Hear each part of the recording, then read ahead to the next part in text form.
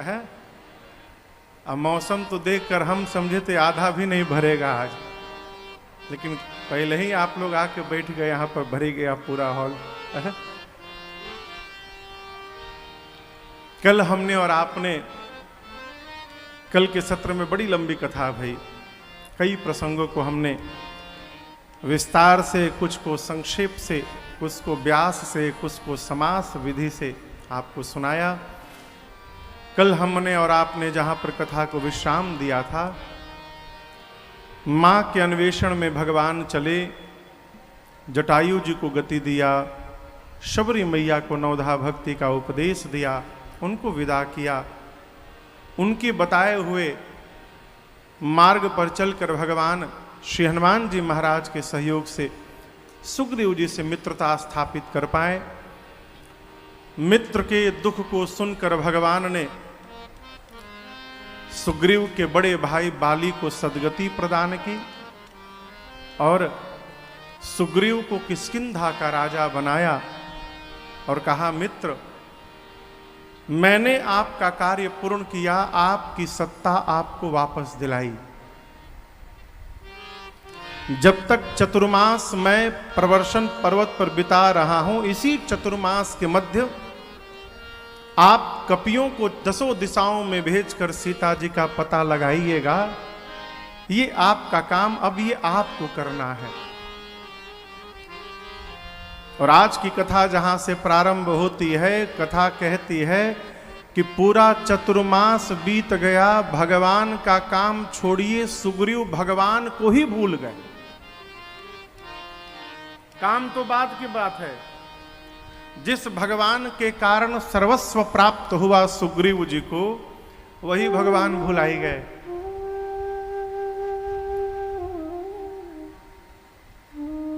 एक थोड़ी अटपटी बात बोलूं, कहिए बोलूं? जीवन में भगवान से जाकर कहा करिए, प्रभु जीवन में कोई ना कोई अभाव बना के मेरे रखिएगा। क्यों? अभाव बना रहता है तो स्वभाव सदा रहता है और जीव को नित्य भगवान की याद आया करती रहती है। जब सब बढ़िया हो जाए ना हो तो भगवान याद नहीं आते गुंजन जी। चारों तरफ से बढ़िया हो जाए तो भगवान कहां याद आते हैं। आप दर्शन करिए, सुग्रीव को भगवान का दर्शन प्राप्त हुआ है। जिन सुग्रीव को प्रभु ने हृदय से लगाया, भगवान को देखने के बाद भी नहीं सुधरा हो, तो हमारी आपकी क्या गिनती है? इसलिए कमी बनी रहे जिससे भगवान की याद आती रहेगी। हम लोग बहुत पहले एक पद गाते थे, अब भी यदा कदा गाते हैं। प्रातः स्मरणीय पूज्य पथिक जी महाराज की रचना है।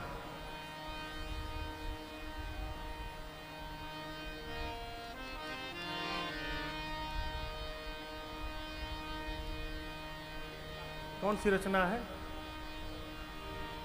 अरे दुखों से अगर चोट जो आगे विपत्ति की खाई न होती, तुम्हारी प्रभु याद आई न होती, दुखों से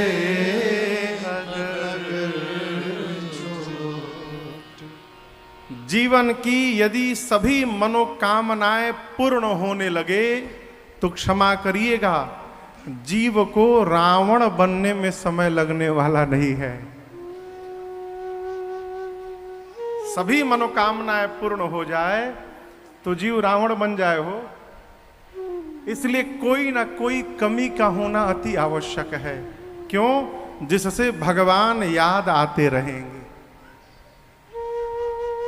महाभारत के प्रसंग में भगवान श्री कृष्ण की बुआ थी कुंती जी। पांचों पांडवों की मां कुंती जी भगवान श्री कृष्ण की बुआ थी। एक दिन भगवान श्री कृष्ण ने कहा, बुआ तुम्हारे सन्मुख तुम्हारा भतीजा नहीं खड़ा है, मैं कहता हूं तुम्हारे सन्मुख जगत का भगवान खड़ा है और जो मांगना है मांग लो। कुंती ने कहा, यदि आप भगवान बन के खड़े हैं प्रभु, तो जो मांगूंगा आप देंगे। भगवान ने कहा, मोरे नहीं अदेय कछु तो ही, ऐसा कुछ भी नहीं है जो मैं आपको नहीं दे सकता, मांगिए क्या चाहिए। कुंती जी ने हाथ जोड़कर कहा, प्रभु एक ही वरदान दीजिए कि मेरे जीवन से कभी दुख समाप्त न हो नाथ। भगवान ने कहा, यही चाहिए। कुंती जी ने कहा, बस यही चाहिए। कहा, दिया। लेकिन आपने ऐसा मांगा क्यों बुआ? कुंती ने कहा, प्रभु सुख आता है तो आप दिखाई नहीं पड़ते, और दुख आता है तो आपके सिवा दूसरा कोई दिखाई नहीं देता। प्रभु हम चाहते हैं आप सदैव स्मरण में बने रहें, इसलिए दुख आवे जीवन में। इसलिए बड़ी बड़ी गूढ़ बात है ये, इसको कई लोग अन्यथा लेके चले जाएंगे, लेकिन आपसे सत्य कहता हूं, जब तक कष्ट ना आवे तब तक भगवान की याद आने वाली नहीं है। सुग्रीव को भगवान ने राजा बनाया, राज सत्ता दिलाई, पत्नी को वापस दिलाया, कोष दिलाया, सब कुछ से संपन्न किया, और जिस भगवान के कारण सर्वत्र सब कुछ प्राप्त हुआ, सुग्रीव राजा बन के उसी भगवान को भूल गए। राम जी को आया क्रोध, चतुर्मास के बाद निकाले अपना सारंग धनुष, उस पर अमोघ बाण चढ़ाए, बोले सुग्रीव बहु सुधि मोर बिसारी। क्यों? पावा राज क्रोश पुर नारी।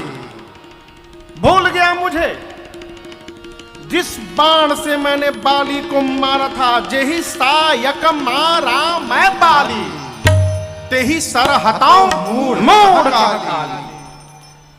अब इसका सामान्य अर्थ दर्शन करिए भैया।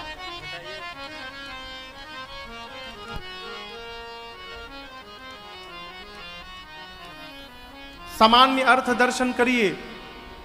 टीकाकार कहते हैं, महापुरुष कहते हैं कि भगवान को आया क्रोध, निकाले बाण, बोले इसी अमोघ बाण से मैंने बाली को मारा था, जेहि सायक मारा मैं बाली, इसी बाण से कल मैं सुग्रीव को मारूंगा, तेहि सर हटाऊं मूढ़ कह काली। लेकिन इसका गूढ़ अर्थ समझिए। भगवान यहां पर कहना चाहते हैं कि सुग्रीव मेरा मित्र है, बाण तो निकाल लिया हूं, जिस बाण से मैंने बाली को मारा था, यदि इसी बाण से तेही सर हटाऊं, यदि उसी बाण से यदि सुग्रीव को मार दूंगा तो मूढ़ कह काली, कल संसार मुझे मूर्ख कहेगा। क्यों? संबंध बनाने के पहले विचार करना चाहिए, संबंध बनाने लायक जीव है कि नहीं है। एक बार संबंध बन गया है तो निर्वाह करना चाहिए। दो अर्थ, सामान्य अर्थ है कि कल मारूंगा, गूढ़ अर्थ है कि भगवान मन में सोच रहे हैं मित्र बना चुका हूं, जिस बाण से बाली को मारा था उसी बाण से यदि कल सुग्रीव को मार दूं तो दुनिया पूछेगी मित्र को मार दिए, मित्रता करने के पहले विचार करना चाहिए था, मूढ़ कह काली, कल संसार मुझे मूढ़ कहेगा। भगवान को, भाव को देखकर भगवान के लक्ष्मण जी को आवेश आ गया। कहा, प्रभु आप रुकिए, मैं जाता हूं, अभी मार के चला आता हूं। भगवान अभी जो चिंतन कर रहे थे, मूढ़ कह काली, इस न्याय को मानते हुए भगवान ने कहा, लक्ष्मण सुग्रीव को मारना मत। क्यों? तात सखा सुग्रीव, वो मेरा सखा है, भला है चाहे बुरा है, अब है हमारा है? एक बड़े अच्छे कवि मानस के कथाकार हुए प्रातः स्मरणीय पूज्य श्री बिंदु गोस्वामी जी महाराज। उनके कई पद हम लोग आते हैं। जब कथा करने जाते थे स्वामी जी, गोस्वामी जी, क्या कपड़ा पहनते थे वो, चौबंदी खूब बढ़िया एकदम मलमल का लगा के, खूब इत्र उत्र लगा के, पाउडर लगा के खूब सज के जाते थे। किसी कथा चल रही थी कलकत्ता में, कोई सेठ जी के घर, तो सेठ जी बोले आप कथावाचक हो के इतना सजते हैं? तो बोले ऐ सेठ, तू जगत की नौकरी करता है इसलिए दरिद्र बन के रहता है, मैं जगदीश की नौकरी करता हूं इसलिए राजा बन के रहता हूं। अद्भुत महापुरुष, उन्हीं की रचना है। बहुत दिन से तारीफ सुनकर तुम्हारी, बहुत दिन से तारीफ सुनकर तुम्हारी, शरण आ गया श्याम सुंदर तुम्हारी। गोस्वामी जी भगवान के शरण में गए तो भगवान ने पूछा गोस्वामी बिंदु गोस्वामी जी से कि क्या आप मुझे याद करते हैं? क्या पूछा? आप मुझे याद करते हैं? बिंदु गोस्वामी जी बोले प्रभु कैसे बताऊं तो आपको विश्वास हो जाएगा। भगवान ने कहा इतना बढ़िया मुख दिया हूं, मुख से बताइए। बोले नहीं प्रभु, मुख से लोग झूठ भी बोलते हैं, मुख से लोग झूठ भी बोलते रहते हैं, मैं मुख से नहीं बोलूंगा। भगवान बोले कैसे बोलेंगे? बिंदु गोस्वामी जी ने कहा मेरी आंखों को देखिए, ये दृग बिंदु तुमको खबर दे रहे हैं। झरझर रो रहे थे गोस्वामी जी, कहे प्रभु ये दृग बिंदु तुमको, ये दृग बिंदु तुमको खबर दे रहे हैं। क्या? कि है याद दिल में बराबर तुम्हारी, कि है याद दिल में बराबर तुम्हारी। उन्होंने भगवान श्री कृष्ण को पत्र लिखा, मोहन मोहनी जी में है। कहते हैं ये क्या बात है यार मोहन। बिंदु गोस्वामी जी कहते हैं ये क्या बात है यार मोहन, हर बात तुम्हारी ही चलेगी।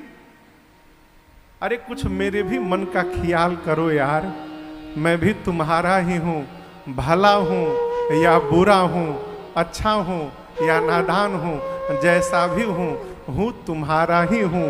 यदि सहायता करोगे तुम्हारी प्रशंसा होगी, छोड़ दोगे तो तुम्हारी निंदा होगी। जो अब टाल दो, भगवान ने कहा भला है चाहे बुरा है, तात सखा सुग्रीव मेरा सखा है।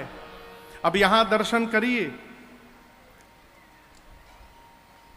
लक्ष्मण जी को भगवान ने कहा जाइए केवल भय दिखाकर लाइए।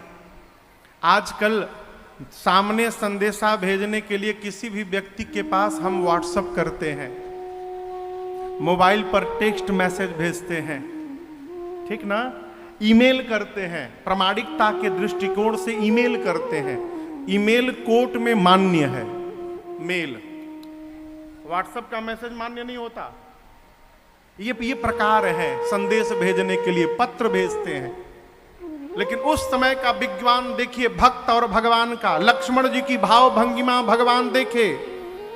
लक्ष्मण जी गए सुग्रीव जी के पास, भगवान ने मन ही मन सारा संदेश हनुमान जी को भेजा कि भाई साहब जा रहे हैं, हनुमान जी संभालिए वहां पर। गोस्वामी जी कहते हैं यहां पवन सुत हृदय बिचारा, आज ही क्यों बिचारा, चतुर्मास बीत गया बीच में क्यों नहीं बिचारा। स्वामी जी कहते हैं, यहाँ पवन सुत हृदय बिचारा, राम काज सुग्रीव बिसारा। सुग्रीव भगवान का काम भूल गए, आज ही हनुमान जी क्यों बिचारे? बिचारे नहीं, बिचरवाए गए हैं। भगवान ने संदेशा मन से भेजा कि भाई साहब जा रहे हैं, सुग्रीव को सावधान करिए। हनुमान जी ने सब प्रकार से साम दाम दंड भेद चारिहु विधि ते ही कही समुझावा। सुग्रीव को समझाया, सावधान, आप बहुत बड़ा अपराध किए हैं। सुग्रीव तो कांप गए हो। सुन सुग्रीव परम भय माना है, अब क्या होगा? तुरंत हनुमान जी से कहे, हनुमान जी कुछ करिए। जितने सेनापति थे,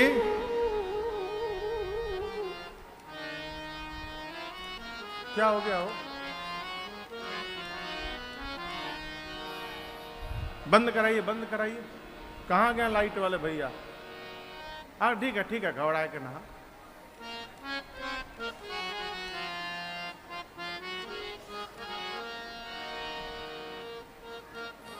किसमें से धुआं है हो? बड़का में, छोटका में? तो बंद करिए। अरे बंदे कर दो, कहा बता। हाँ हम दिखाई दे रहे हैं ना? हाँ बस ठीक है, चकाचक और का चाहिए।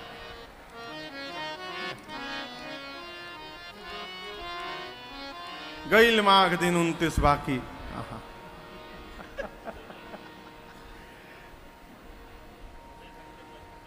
क्या है? खूब आनंद है, कुछ नहीं।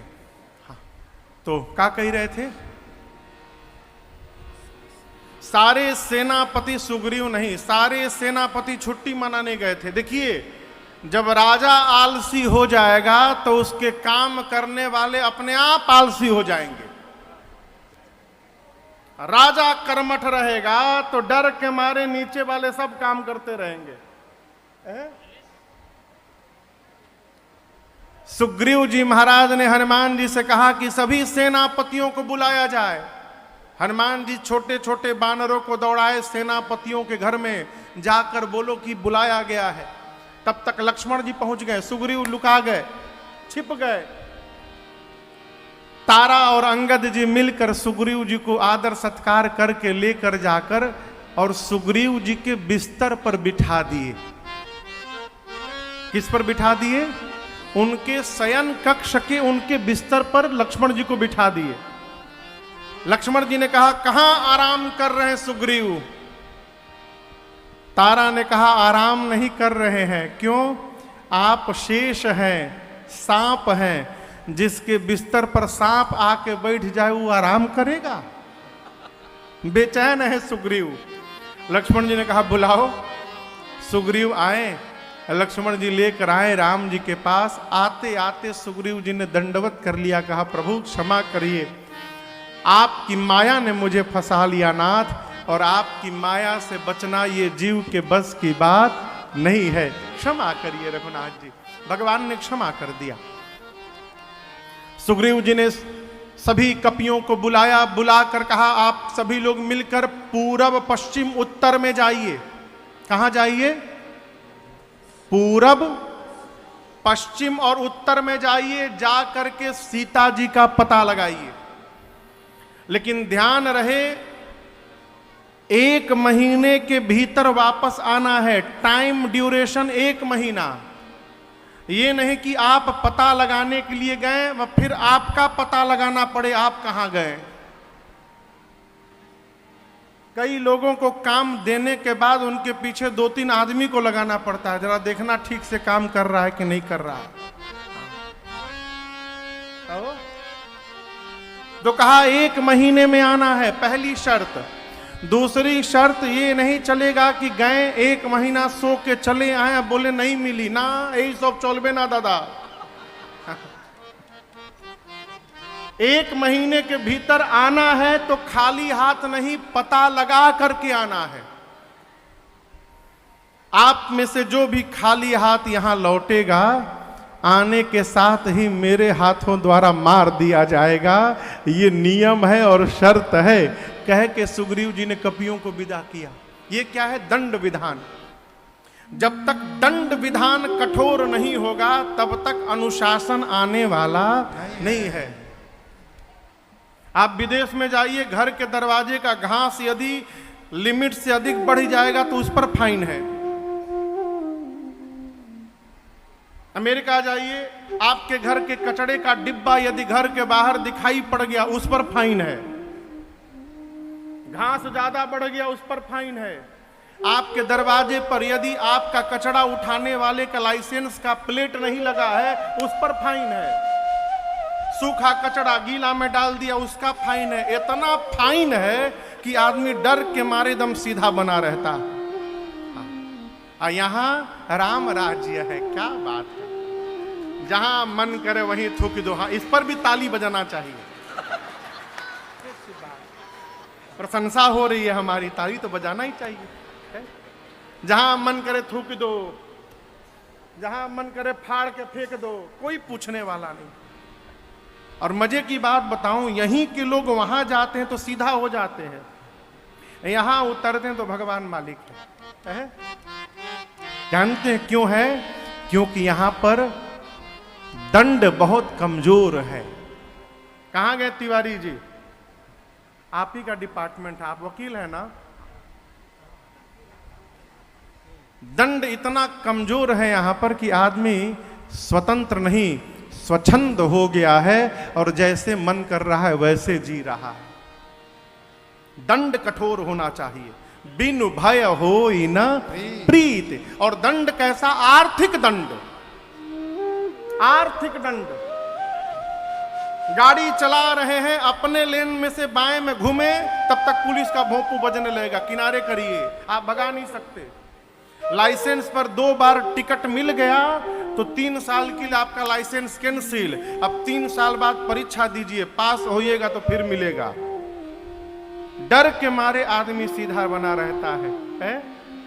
यहां सुग्रीव जी ने कहा बिना पता लगाए जो आएगा वो मेरे हाथों मार दिया जाएगा। कपि लोग गए।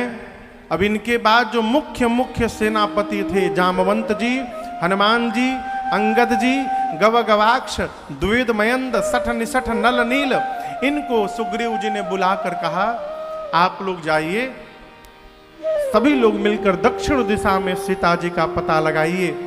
लेकिन याद रहे शर्तें आप सब पर भी लागू हैं। आप लोगों को भी 1 मास के भीतर आना है और पता लगा करके तब आना है। खाली हाथ जो लौटेगा मेरे हाथों द्वारा आने के साथ ही मार दिया जाएगा। भगवान सुग्रीव जी बोले, भगवान बैठे हैं, सभी कपि लोग प्रणाम कर करके जाने लगे। सबके जाने के बाद पाछे पवना तनय सिरुनावा, पाछे पवन तनय सिरुनावा, जानी काज प्रभु निकट बुलावा, जानी काज प्रभु निकट बुलावा, परसा शीस सरोरुह पानी, परसा शीस सरोरुह पानी, कर मुद्रिका दीन जन जानी, कर मुद्रिका दीन जन जानी, बहु प्रकार सीतहि समुझाए हो, बहु प्रकार सीतहि समुझाए हो, कही बल बिरह बेगी तुम आए हो, कहीं बल बिरह बेगी तुम आए हो,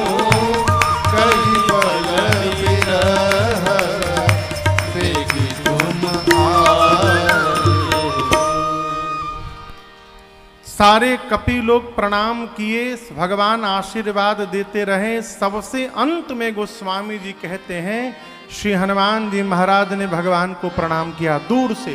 पाछे पवन तनय सिरु नावा। अब यहां मैं आपसे एक प्रश्न पूछूं, आप 10 लोग भगवान के सामने गए, ठीक, और भगवान ने आपसे कोई काम करने के लिए कहा, तो आप सबसे पहले करने जाएंगे कि सबसे बाद में करने जाएंगे? कहिए, सबसे पहले जाएंगे ना। हनुमान जी कब गए, काहे? क्या हनुमान जी का जाने का मन नहीं था, मन मार के गए? बात है ना। बाद में क्यों गए? अब यहां दर्शन करिए, यहां हनुमान जी को हनुमान नहीं कहा गया। पाछे पवन तनय सिरुना। जब हम लोग गांव जाते थे गर्मी की छुट्टी में और साइकिल चलाते थे नहर पर, यदि साइकिल चलाते समय हवा सामने से आ जाते थे तो बड़ा कष्ट होता था। अब पीछे से हवा भेटा जाए तो खूब आनंद होता था। वो पैडल मारना भी नहीं पड़ता था, साइकिल भागती जाती थी। यहां हनुमान जी प्रणाम नहीं किए, पाछे पवन तनय सिरुनावा। आज हनुमान जी पवन पुत्र बन के सभी कपियों के पीछे से जा रहे हैं कि यदि आगे कोई जाने में आनाकानी भी करेगा तो जैसे हवा पीछे से ढकेल कर लेके आगे चलता है, हनुमान जी सभी कपियों को पीछे से लेकर आगे चलेंगे। इसलिए हनुमान जी ने बाद में प्रणाम किया। पाछे पवन तनय सिरुनावा। भगवान ने किसी को नहीं बुलाया, लेकिन हनुमान जी को बुलाया। क्यों? जानते हैं कि जा भले सब रहे हो, काम तो हमारा हनुमनवे करके यहां पर आएंगे। है प्रभु ने पास बुलाया, अपनी संध्या की मुद्रिका राम नाम अंकित निकाल कर दी और कहा, हनुमान अनेक प्रकार से सीता जी को समझाइएगा और मेरा विरह बल बताकर शीघ्र वापस आइएगा। हनुमान जी कपियों को लेकर गए, एक गुफा में गए, वहां स्वयं प्रभा जी मिली। स्वयं प्रभा जी ने अपने तप बल से सभी कपियों को समुद्र के किनारे भेज दिया। सारे कपि समुद्र के किनारे पहुंचे, आगे पानी दिखाई पड़ा तो अंगद रोने लगे। अंगद सेनापति हैं इस दल के, रोने लगे। क्यों? अंगद बोले, आगे पानी है, जाएंगे तो डूब के मर जाएंगे। पीछे सुग्रीव है, बिना पता लगाए जाएंगे तो सुग्रीव मार डालेंगे। आगे भी मरना है, पीछे भी मरना है। फिर निर्णय किया, मैं कहता हूं न आगे मरना है न पीछे मरना है, हम लोग यहीं किनारे बैठे रहेंगे जब तक सीता जी नहीं मिलेंगी, हम लोग वापस जाएंगे ही नहीं। अंगद सभी कपियों को लेके समुद्र किनारे बैठ गए। जामवंत जी लगे समझाने, अंगद जी भगवान राम जीव नहीं है, जगदीश है, निज इच्छा प्रभु अवतरई सुर महि गो द्विज लाग। भगवान का कार्य भगवान पूर्ण करेंगे, हम और आप निमित्त मात्र हैं। आप चिंता ना करिए, कोई ना कोई मार्ग अवश्य निकलेगा। किसने कहा ये बात? हनुमान जी। श्री जामवंत जी ने ये बात अंगद जी को कही। कहां कही? समुद्र के किनारे कही। वहीं बगल में पहाड़ था जिसके ऊपर एक कंदरा में जटायु जी के भाई हैं संपाति जी बैठे थे। संपाति जी के विषय में आपको बताऊं, संपाति जी जटायु जी दोनों भाई एक बार सूर्य की ओर बढ़ने लगे। जब जलन होने लगी तो जटायु तो लौट आए, संपाति और निकट गए तो दोनों पंख जल गए, नीचे गिर गए। तब चंद्रमा नाम के एक मुनि ने कहा, संपाति जी त्रेता युग में राम जी के दूत जब सीता जी के अन्वेषण में निकलेंगे, आपसे मिलेंगे, परिचय आपको प्राप्त होगा, तो दूतों का परिचय मिलते आपके शरीर में पुनः नवीन पंख निकल आएगा।